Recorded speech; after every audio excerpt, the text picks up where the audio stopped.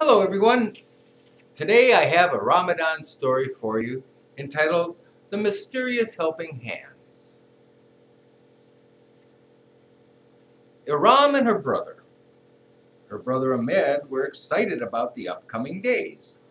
It was Ramadan, a time to learn appreciation for the things they had and to think of others who didn't have as much. They had both been saving their money all year long. Ram, who was 7 years old, sat on her bed and dumped out her money jar. The coins ran all over the blanket. This is a lot of money. Mama says we're supposed to help someone. She wants us to think about how much we have and then think of someone who doesn't have very much and do something nice for them.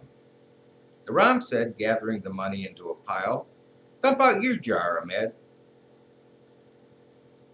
The coins came spilling out of his jar onto the bed. "Wow," he said, "we can do a lot for someone with all this money. This is such a special time of year. I'm glad we can help others." But we have to do it secretly, Ahmed remembered. We have to pick someone and do something very nice without them knowing it's from us. Who should we pick? "Let's pick our neighbors, Rashid and Fatima. I noticed they had holes in their shoes," Ahmed said.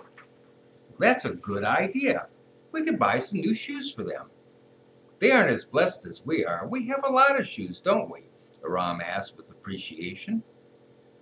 "I have 3 pair. You have more. Let's buy some new shoes for them this Ramadan," Ahmed said, smiling. Aram and Ahmed found their mama. She was busy washing some dates. She saw her children come into the kitchen. "I'm going to make some baklava for tonight," she said, knowing her family loved to eat that during Ramadan. "Papa is at the mosque in prayer. When he comes home after the sun sets, we'll have some. In the meantime, you two look like you've got something on your minds." "We want to help the poor, Ahmed, and I have been saving our money all year long. We want to help Rashid and Fatima, our neighbors," Iram began. Ahmed, with excitement, interrupted, "We want to buy them some shoes." Mama smiled at her beautiful children. She was so proud of them. "Aren't you hungry, Mama?" Ahmed asked. He knew she had nothing to eat or drink since dawn that morning due to the fasting. "I'm a little bit, but that's good for me. Don't worry about me. When you're older, you'll understand more and be able to fast too." "Would you like me to take you to the store to buy the shoes?" she asked. "Would you, Mama? Is that all right?" Iram begged. "Why, of course. Let's go." They walked to the shoe store and went inside.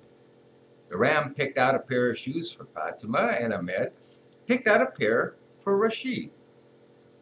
They were both so proud that they'd saved their money so they could do this to help. Later, they went home and they wrapped the shoe boxes in plain brown paper. They waited anxiously for night to come. It would be dark, and they could deliver their gifts. The sun began to drop, and a little while later, Papa came home. He and Mama had some lentil soup, then tomato and cucumber sandwiches. Mama called to her children, "Aram, Ahmed, come and have some baklava and some fresh dates." The children came running into the kitchen. Mama cut them a big piece. They gobbled it down quickly, as they were anxious to do their good deed. "Slow down, children," Papa urged, laughing. It was soon dark outside. Mama had the children go and get the boxes they'd wrapped so carefully. They put their coats on and walked quietly over to Rashid and Fatima's house. Mama whispered, "All right, children, we must be very quiet and very fast. Ahmed, you knock on the door and then run over here to this bush where Aram and I will be hiding. We'll watch as they come and find their gifts." Aram and Ahmed giggled with delight. Aram and Mama hid, and Ahmed tiptoed up to the door. He put both of the boxes down on the porch and knocked real hard.